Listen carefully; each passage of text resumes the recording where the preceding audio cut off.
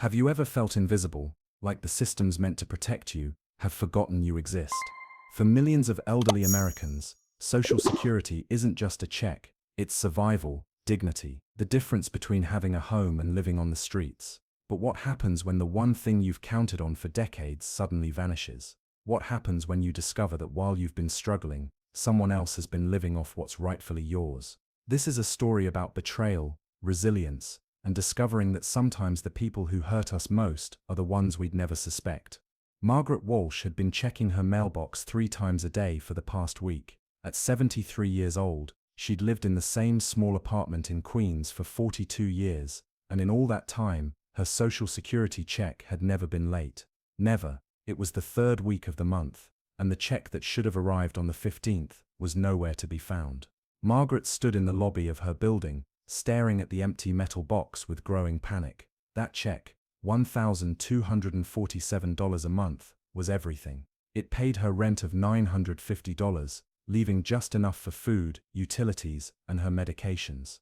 Without it, she had exactly $37 in her bank account. Still nothing, Mrs. Walsh, her neighbor Mr. Chen asked as he collected his own mail. Margaret shook her head, trying to keep the tremor out of her voice. I don't understand. In 20 years, it's never been late. Maybe it's the holidays slowing things down, Mr. Chen suggested kindly, though they both knew it was only early November. Margaret returned to her apartment and called the Social Security Administration for the 4th time that week. After 40 minutes on hold, listening to the same automated message about checking their website, a tired-sounding representative finally answered. Social Security Administration, this is Derek. How can I help you? My check didn't arrive, Margaret said, trying to keep her voice steady. It's been over a week late. I need to know when it's coming. She heard typing on a keyboard. Can I have your Social Security number, please? Margaret recited the 9 digits she'd memorized decades ago. More typing. Then silence that stretched too long. Ma'am, Derek said carefully. According to our records, your November payment was deposited on the 15th as scheduled. That's impossible, Margaret said. I never received it. Not in the mail, not in my account. It says here it was direct deposited to account number ending in 4782 at Chase Bank. Margaret's blood ran cold. I don't have a Chase account. I've banked at Citibank for 30 years. Account ending in 1156. More typing. Faster now. Ma'am, the account information on file was changed 3 months ago, on August 12th. A request was submitted to redirect all future payments to the Chase account. I never made that request. Margaret's voice rose, panic overwhelming her usual composure. I never changed anything. Someone has stolen my check. Ma'am, please stay calm. If you believe this is fraud, you need to come into an office in person. You'll need to file a report and provide identification to verify your identity. But what about this month's payment? I need that money. My rent is due in 5 days. Once you file the fraud report, it can take 4 to 6 weeks to investigate, and potentially 8 to 12 weeks to restore payments. 12 weeks. Margaret felt the room spin. I can't wait 12 weeks. I'll be evicted. I need that money now. I understand your frustration, ma'am, but there's a process. The earliest you can come in is let me check. We have an opening on November 28th at 2 p.m. That's 2 weeks away. I'm sorry, ma'am. That's the earliest available appointment at your local office. Margaret hung up, her hands shaking. 2 weeks without money, rent due in 5 days, and then up to 12 more weeks waiting for an investigation. She'd be homeless long before then. She sat at her small kitchen table, the same table where she'd eaten breakfast with her late husband Tom for 30 years before cancer took him. The same table where she'd taught her son Michael to write his name before he grew up and moved to California, too busy with his own life to call more than twice a year. Margaret had worked for 43 years as a secretary, starting when she was 20. She'd paid into Social Security with every paycheck, counting on it to take care of her in old age. And now, someone had stolen it. Someone was living off her money while she sat here wondering how she'd buy food. She looked at her medication bottles lined up on the counter: blood pressure pills, cholesterol medication, arthritis pain relief.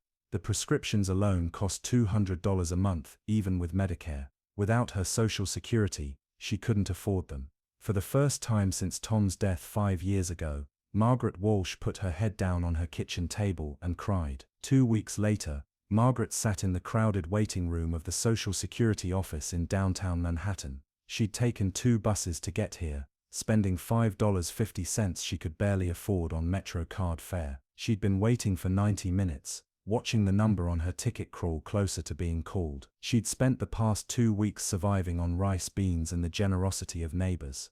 Mr. Chen had brought her vegetables from his grocery shopping. Mrs. Rodriguez upstairs had shared her dinner 3 times. Even her landlord, Mr. Kozlov, had grudgingly given her a 1-week extension on rent, though he'd made it clear it wouldn't happen again. Number 247, window 7, the automated voice announced. Margaret stood on joints that protested after the long wait and made her way to window 7, where a middle-aged woman with tired eyes sat behind bulletproof glass.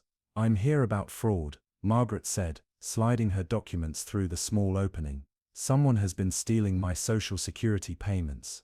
The woman, her nameplate read Janice Porter, took the documents and began typing. Margaret watched her face carefully, looking for any sign of sympathy, understanding, urgency. She saw only bureaucratic efficiency. "It says here you called on November 8th to report the fraud," Janice said, her eyes on the screen. "The account was changed on August 12th. That's 3 months ago. Why did you wait so long to report it?" "You didn't know." Margaret's voice rose, then she forced herself to speak more calmly. "I didn't know because my August and September payments came normally. The change didn't take effect until October, and the payment doesn't come until the 15th, so I didn't know anything was wrong until, ma'am, I need you to fill out these forms." Janice pushed a stack of papers through the slot. Fraud affidavit, identity verification, request for investigation, request for payment restoration, and a police report. "A police report? I have to go to the police too." "Yes, ma'am. This is identity theft. You need to file a criminal report. We can't process your fraud claim without it." Margaret took the papers with trembling hands. "How long will this take?" "The investigation typically takes 6 to 8 weeks. If fraud is confirmed, payment restoration can take an additional 4 to 6 weeks. "But that's 3 to 4 months without any income," Margaret whispered. "I'll lose my apartment. I won't be able to afford food or medicine." Janice's expression softened slightly. "I understand it's difficult. You might want to contact local charities or social services. Sometimes churches can help with emergency assistance." "I worked for 43 years, Margaret said, dignity and desperation warring in her voice. "I paid into the system. I did everything right, and now I'm supposed to beg for help from churches. Sorry, ma'am. I don't make the rules. I can only follow the process." Margaret was about to stand when something occurred to her. "The account, the Chase account where my money is going. Can you tell me whose name is on it?" Janice hesitated. "I shouldn't really, please," Margaret interrupted. "Someone is stealing from me. Don't I have a right to know who?" Janice glanced around, then looked back at her screen. "The account is under the name Margaret Ann Walsh." Margaret felt her stomach drop. "That's my name." "No," Janice said quietly, "which is why the system accepted the change. Whoever did this, they didn't just steal your check, they stole your identity. They opened an account in your name, probably with fake identification, and redirected your payments there. They've been withdrawing your money for 3 months." "But how?" "How could someone do that? Usually it's someone close to you," Janice said, her voice gentle now. "Someone who has access to your personal information. A family member, a caregiver, someone you trust. I'm sorry, but that's typically how these things happen." Margaret sat in the sterile police station, waiting to file her report. Janice's words echoed in her head. Usually it's someone close to you. She'd spent the past 3 days trying to figure out who could have done this. She lived alone, had few visitors. Her son Michael in California, but he had a good job, made 6 figures as a software engineer. He didn't need her Social Security check. Her neighbor, Mrs. Rodriguez, but she was the one bringing Margaret dinner, helping her survive. Mr. Chen, impossible. He was 78 himself, living on his own fixed income. Mrs. Walsh, a young officer with kind eyes, approached.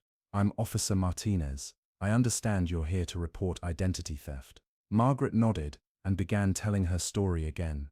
Officer Martinez took notes, asked questions, typed everything into his computer. "Do you have any idea who might have had access to your personal information?" he asked. social security number, date of birth, mother's maiden name. Margaret started to shake her head, then stopped. 3 months ago, the account had been changed 3 months ago, in August. In August, her niece Jennifer had visited. Jennifer, her brother's daughter, 35 years old, and always struggling with money. Jennifer, who'd asked to stay for just a few days that had turned into 3 weeks. Jennifer, who'd been so helpful, so attentive, insisting on organizing Margaret's papers, offering to help with bills and paperwork. Jennifer, who'd left suddenly with barely a goodbye, saying she'd gotten a job opportunity in Florida. "Oh God," Margaret whispered. "Mrs. Walsh." "My niece," Margaret said, her voice hollow. "Jennifer Walsh. She stayed with me in August. She helped me organize my files. She saw all my documents. She had access to everything." Officer Martinez's expression told Margaret he'd seen this story before. "Do you have contact information for your niece?" Margaret pulled out her phone with shaking hands and found Jennifer's number. "She texts me sometimes. Cheerful messages about how great things are in Florida. Can I see?" Margaret handed over her phone. The most recent text from Jennifer was from 2 days ago. "Hi Aunt Maggie. Hope you're doing well. Florida is amazing. Making good money finally. Love you." "Making good money," Officer Martinez repeated quietly. "Mrs. Walsh, I'm going to be honest with you. These family fraud cases are difficult.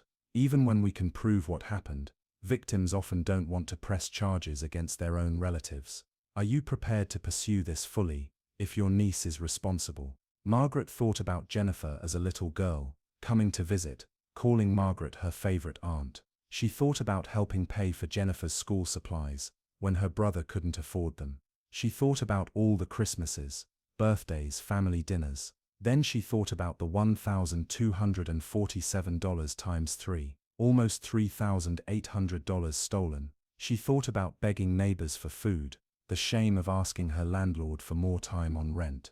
She thought about rationing her medication, skipping doses to make the bottles last longer. "Yes," Margaret said firmly, "I'm prepared. Family or not, what she did is wrong." It took the police 3 weeks to locate Jennifer Walsh. She'd been using Margaret's Social Security payments to rent a beachside apartment in Miami, posting pictures on social media of her new successful lifestyle. Officer Martinez called Margaret with updates. Jennifer had been arrested. A search of her apartment had found Margaret's personal documents, Social Security card, birth certificate, even an old passport that Jennifer had apparently taken. The evidence was overwhelming. Jennifer was being extradited back to New York to face charges of identity theft, fraud and grand larceny. But before the trial, Jennifer asked to see Margaret. "You don't have to go," Officer Martinez said. "You don't owe her anything." But Margaret went. She needed to understand, needed to hear Jennifer explain how she could do this to family. The meeting room at the detention center was small and gray. Jennifer sat across from Margaret, looking nothing like the glamorous Florida photos on social media. Her hair was unwashed, her face bare of makeup, her eyes red from crying. "Aunt Maggie," Jennifer started, but Margaret held up her hand. "Don't call me that. Tell me why. Just tell me why." Jennifer's face crumpled. "I was desperate. I had debt collectors calling every day. I'd lost my job, was about to lose my apartment. I thought if I could just get some money together, get ahead, I could pay you back. I thought you wouldn't even notice for a while. You always said you had enough to get by on $1,247 a month," Margaret said, her voice like ice. "Not enough to survive on nothing. I've been eating rice and beans for 6 weeks, Jennifer. I had to beg my landlord not to evict me. I've been rationing my heart medication, because I can't afford to refill the prescription. I'm so sorry." "You're sorry you got caught," Margaret interrupted. "If you were truly sorry, you would have stopped. You would have returned the money. Instead you sent me cheerful texts about how great your life was, while you were living off my Social Security check. While I was starving, I was going to pay you back." "When?" Margaret's voice rose. "When were you going to pay me back? After you drained every penny? After I was homeless?" Jennifer just cried, unable to answer. Margaret stood, feeling every one of her 73 years. "You know what the worst part is? It's not the money. Money I can eventually get back. It's the trust. You were family, Jennifer. I loved you. I helped raise you. And you looked at me and saw not an aunt, not someone who cared about you, but a mark, an easy target. Please don't press charges, Jennifer begged. Aunt Maggie, please. I'll go to prison. My life will be ruined. Margaret looked at her niece, this woman she'd once bounced on her knee, taught to bake cookies, comforted through childhood heartbreaks. My life is already ruined, Margaret said quietly. The difference is, I didn't do it to myself. You made your choice, Jennifer. Now you have to live with the consequences. She walked out without looking back. The bureaucracy of restoring her benefits was even worse than Margaret had feared. Despite having a police report, despite Jennifer's arrest, despite overwhelming evidence of fraud, the Social Security Administration moved at a glacial pace. Your case is in review, became a phrase Margaret heard weekly. We're waiting for documentation. The investigation is ongoing. These things take time. Meanwhile, Margaret's savings, the small emergency fund she'd built over decades, dwindled to nothing. She fell 2 months behind on rent. Her landlord, Mr. Kozlov, began eviction proceedings. The court date was set for December 15th. Margaret had never felt so powerless in her life. She'd followed all the rules, done everything right, and the system meant to protect her was failing spectacularly. Then, on a cold morning in early December, Margaret saw a notice posted in her building's lobby, a community meeting about tenant rights, hosted by a local advocacy organization. Margaret almost didn't go. She was so tired of asking for help, tired of explaining her situation over and over to people who couldn't or wouldn't help. But something made her climb the stairs to the community room. There she met Sarah Chen, a young attorney with the Queen's Legal Aid Society. Sarah listened to Margaret's story with an intensity that was different from the bureaucratic attention she'd received before. Sarah took notes, asked questions, and when Margaret finished, Sarah was angry. This is unacceptable, Sarah said firmly. You're not the only one. We've seen a massive increase in Social Security fraud targeting elderly victims, and the system's response has been inadequate. They treat you like you're the criminal, making you prove your innocence while you starve. Can you help me? Margaret asked, afraid to hope. I'm going to do better than that, Sarah said. I'm going to help you make noise. Sarah Chen moved fast. Within a week she'd filed an emergency motion in federal court, arguing that the Social Security Administration's delayed response to proven fraud cases constituted a violation of due process. She'd also contacted 3 local news stations and 2 newspapers. Suddenly, Margaret Walsh wasn't just a case number, she was a story. The news coverage hit like a tsunami. 73-year-old starves, while government investigates her case. Social Security fraud victim faces homelessness. When the safety net fails, one woman's fight for justice. Margaret's face was on the evening news, her story in the papers, and she wasn't alone. The coverage prompted dozens of other elderly victims to come forward with similar stories, people who'd had their benefits stolen and were trapped in bureaucratic limbo while they suffered. The pressure worked. 3 days before Christmas, Margaret received a call from a supervisor at the Social Security Administration. Her benefits were being immediately restored. She'd receive a lump sum payment for all the missed months, and the agency was reviewing its fraud response procedures to prevent similar delays in the future. The payment arrived on December 23, $6,235, covering the 5 months that had been stolen or delayed. Margaret sat in her small apartment, no longer facing eviction, pantry stocked with food, medications refilled, and cried tears of relief and exhaustion. Jennifer Walsh pleaded guilty to identity theft and fraud. She was sentenced to 18 months in prison and ordered to pay full restitution. Margaret knew she'd likely never see that money. Jennifer had spent it all, but the conviction mattered. It was acknowledgement that what happened to her was wrong, that she wasn't crazy or confused, that she'd been genuinely victimized. On Christmas morning, Sarah Chen visited Margaret's apartment with a basket of homemade Chinese dumplings from her grandmother. I wanted to thank you, Sarah said as they sat drinking tea. Because of your case, because you were willing to go public, we've been able to help 17 other victims get expedited reviews. The administration is changing its policies. You made a difference, Margaret. I was just trying to survive, Margaret said quietly. You did more than survive, Sarah replied. You fought back, A lot of elderly fraud victims are too embarrassed or too afraid to speak up. They think it's their fault somehow. But you stood up and said, "This is wrong." That took courage. Margaret looked around her small apartment, the same place she'd lived for 42 years.